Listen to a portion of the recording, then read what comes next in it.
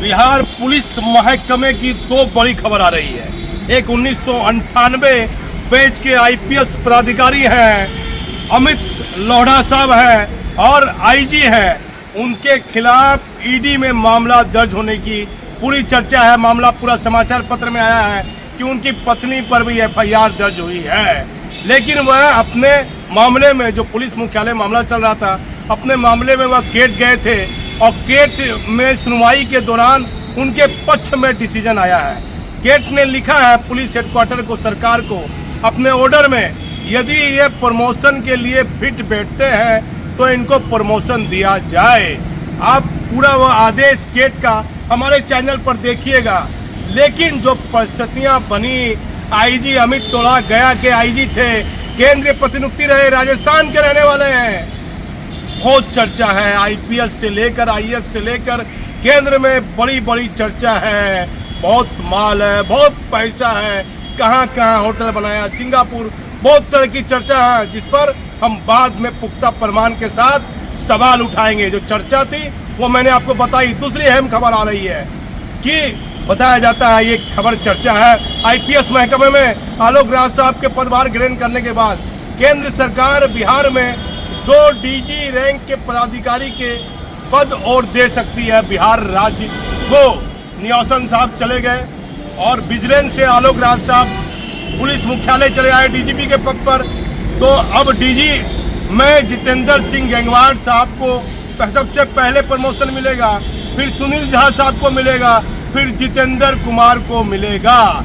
यदि केंद्र सरकार 2 डीजी के पद और अपडेट कर देती है, राज्य सरकार को दे देती है, तो 2 डीजी रैंक के पद की संख्या बिहार में और बढ़ जाएगी।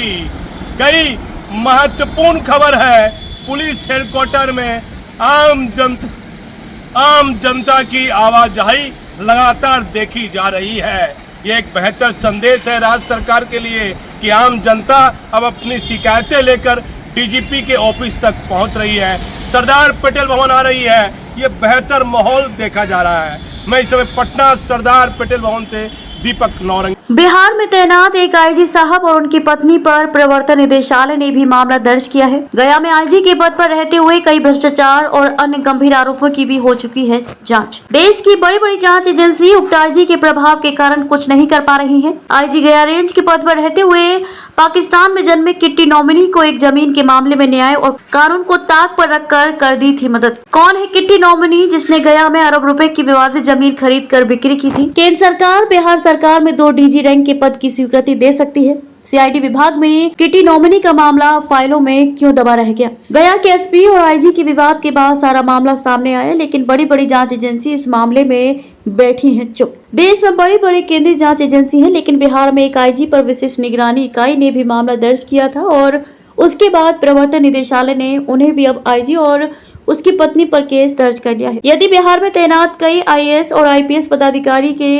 पर्दे के पीछे की चर्चा पर भरोसा करें तो उक्त आईजी का प्रभाव बहुत ज्यादा और बड़ा है। इसकी मुख्य वजह है कि मुंबई के कई बड़े फिल्म एक्टर से उनके नजदीकी ताल्लुकात हैं। भाईजी के पास सिंगापुर सहित अन्य कई जगह कीमती और आलीशान होटलों उनके नजदीकों के नाम है। उक्त आईजी के प्रभाव के कारण उन पर लगे गंभीर आरोपों की जांच में वे आज तक साहब पर कुछ नहीं हो पाया है। आईजी साहब पर मामला भी दर्ज हुआ, लेकिन आईजी साहब को कोई फर्क नहीं, उनकी अपनी ताकत और पैरवी पर ज्यादा भरोसा है। इसीलिए विशेष निगरानी इकाई ने अपनी जांच रिपोर्ट बिहार सरकार को सौंप दी है और सरकार से उन पर केस चलाने की अनुमति मांगी है। ये मामला करीब 1 साल पुराना हो चुका है। आईजी का प्रभाव ऐसा है कि बड़ी बड़ी जांच एजेंसी पूरे मामले में हाथ धर कर बैठी है। क्या देश में कानून सिर्फ साधन और आम व्यक्ति के लिए है? बड़े बड़े आईपीएस पदाधिकारी में ये चर्चा है कि इतने बड़े पद पर बैठे एक आईजी ने ऐसी गलती की है जो जल्दी देश विरोधी और अपराधी किस्म के लोग नहीं करते हैं। जो चर्चा उठ आईजी के खिलाफ लगातार हो रही है, लेकिन आईजी के प्रभाव के आगे बिहार राज्य सरकार पूरी तरह बैकफुट पर देख रही है। उक्त आईजी को पूर्व डीजीपी भट्टी साहब के द्वारा मदद किए जाने की चर्चा बड़े बड़े पदाधिकारियों में खुलेआम देखी जा रही है, लेकिन पूर्व डीजीपी राजविंदर सिंह भट्टी साहब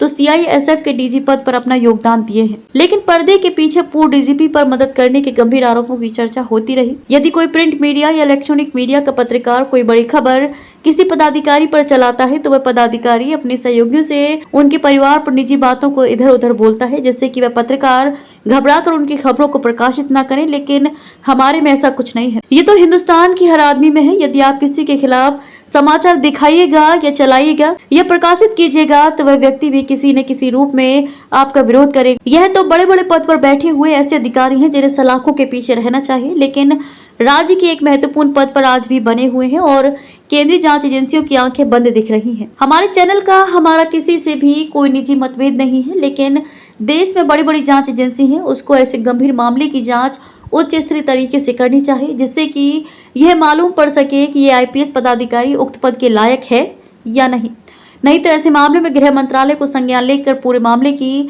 अपने स्तर से जांच कर ऐसे पदाधिकारियों पर कड़ी से कड़ी कार्रवाई करनी चाहिए। लेकिन पूरे हिंदुस्तान में भ्रष्टाचार की जड़ इतनी ज्यादा मजबूत होती दिख रही है कि जो भ्रष्टाचार में पूरी तरह से शामिल है, ऐसे भ्रष्ट पदाधिकारी पर कोई कार्रवाई नहीं होती है। राज्य सरकार से लेकर केंद्र सरकार तक ऐसे पदाधिकारी की प्रशंसा करती देखी जाती है। देश में न्याय और कानून सबके लिए एक बराबर है, तो ऐसे भ्रष्टाचार में लिप्त अधिकारियों पर राज्य सरकार और केंद्रीय जांच एजेंसी के द्वारा उचित कानूनी कार्यवाही क्यों नहीं हो रही है। हम सिर्फ सच दिखाने का जरिया है, हमारा किसी से कोई निजी मतभेद नहीं, लेकिन इतने बड़े पद पर बैठे पदाधिकारी पर ऐसे ऐसे आरोप लग रहे हैं, ऐसे ऐसे मामले दर्ज हो चुके, लेकिन इनका कुछ बिगड़ा क्यों नहीं, सवाल तो उठेगा ही।